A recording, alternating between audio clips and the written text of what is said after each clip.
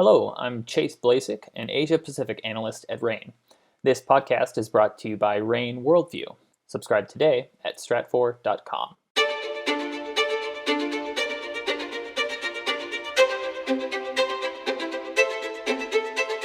Welcome to RANE's Essential Geopolitics podcast. I'm Emily Donahue. Thanks for joining us. Today we're focused on Russia's continued war against Ukraine. Russia has pulled out of northern cities and is concentrating on the southeastern part of Ukraine. But what is being reported about what Russia left behind in the north has the international community shouting war crimes. Matthew Orr is here to talk about all of this. He's RANE's Eurasia analyst. Welcome back to the podcast, Matthew. Hi, Emily. It's a pleasure to be here. Can we start out with what's happening right now?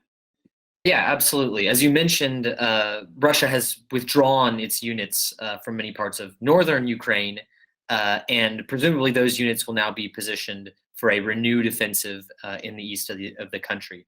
That offensive has not really materialized as quickly as some anticipated. Basically, many of those units that left northern Ukraine are still in Russia for kind of rest and refit. And it's unclear exactly when this renewed Russian offensive in the east will commence.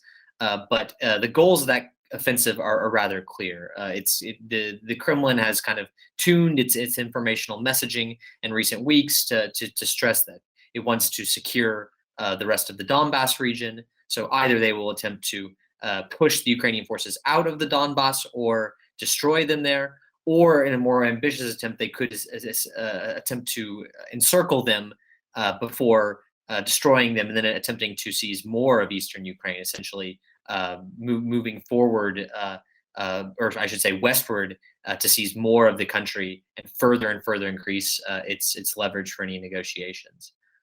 We've seen the reports of war crimes and other atrocities in Ukraine. U.S. President Biden has said that Russia's invasion of Ukraine amounts to a genocide. Of course, that's a significant escalation of the president's rhetoric and probably not completely on topic for U.S. foreign policy. But to what extent could these accusations affect the course of the war?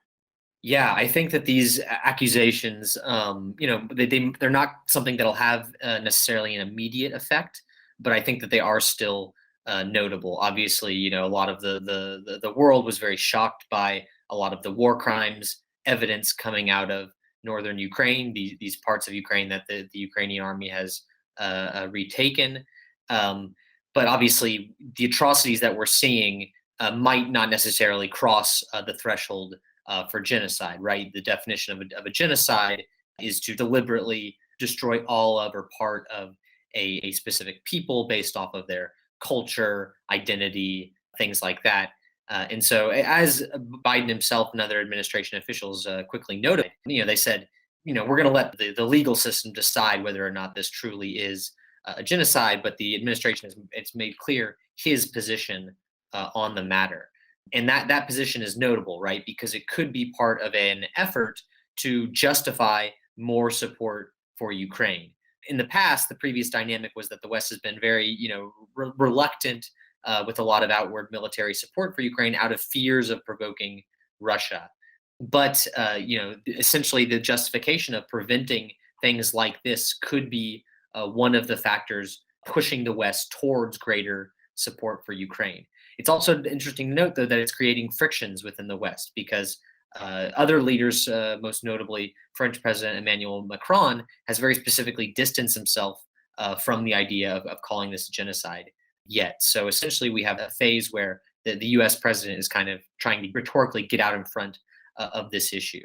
It could be about essentially locking in a perception of what Russia's actions in Ukraine are to make this an element of U.S. policy that couldn't be reversed in the foreseeable future.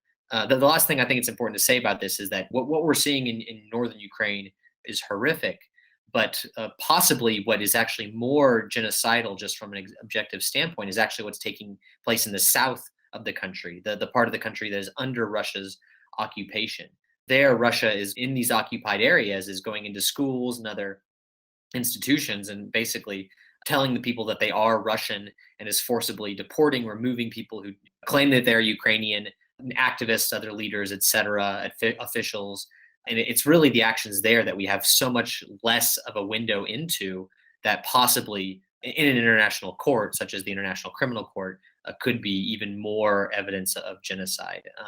And I should say that the International Criminal Court is already working closely with the Ukrainian government and with multiple governments on an investigation. And it seems like those investigative efforts are going to continue. Matthew, at the same time, Ukraine President Zelensky is suggesting in different speeches that NATO needs to provide his country more support. I know that you mentioned that perhaps this talk of genocide could be a path towards that. But right now, could the West do more to support Ukraine? And is Western support for Ukraine staying strong, or is it sort of letting up? It's a great question. I think in general, it's staying stronger than some people might have thought it would. Obviously, as this war grinds on and on, there's a danger that the world and the West in particular will become complacent and will kind of lose interest and will kind of say, making continued military support for Ukraine, a lot of which is essentially donations, right? It's equipment that's being given to Ukraine free of charge. But as we get into this kind of new phase that we're entering, Ukraine is very correctly worried about, losing interest or this idea that further investments in supporting Ukraine are not worth it. And so it's very important that these Western deliveries are continuing. And I think that, as I mentioned, Biden's recent rhetoric could be part of that justification, particularly as Moscow gets bogged down and also wants to escalate. The NATO alliance is putting itself kind of at increasing danger as it gives Ukraine these weapons that it can actually be used to do significant damage to the Russian army. And so in terms of what additional support that the West can give and is starting to give, I think we're seeing that with the US's latest package, where it's not just things like man-held surface-to-air missiles or anti-tank weapons. Now we're looking at things like artillery systems, obviously new types of drones that were not previously given to Ukraine. The U.S. is looking at, some of its premier drones it's considering selling to Ukraine.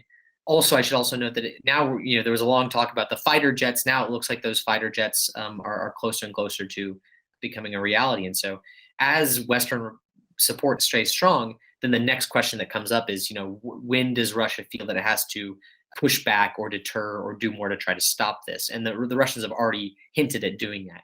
As we also start looking at this NATO escalation spiral, it's going to be interesting to see, as both sides, both the West and Russia, feel out what their red lines are, because it's clear that with every week these red lines are changing. So it's definitely going to be an interesting month for sure amid this renewed Russian offensive, where Russia likely hopes that it secures some kind of a victory by the May 9th victory parade in Russia, which commemorates its victory in World War II. But at the same time, the West is continuing to provide critical weapons that can potentially prevent a decisive victory for Russia. Well, thank you, Matthew. Quite clearly, there's a lot going on. Sure thing, Emily. Matthew Orr is RANE's Eurasia analyst. You can find his work in RANE Worldview, which offers global, objective geopolitical analysis and intelligence. Get a great deal when you subscribe today. Find out details at stratfor.com. That's stratfor.com. I'm Emily Donahue, and as always, thanks for listening.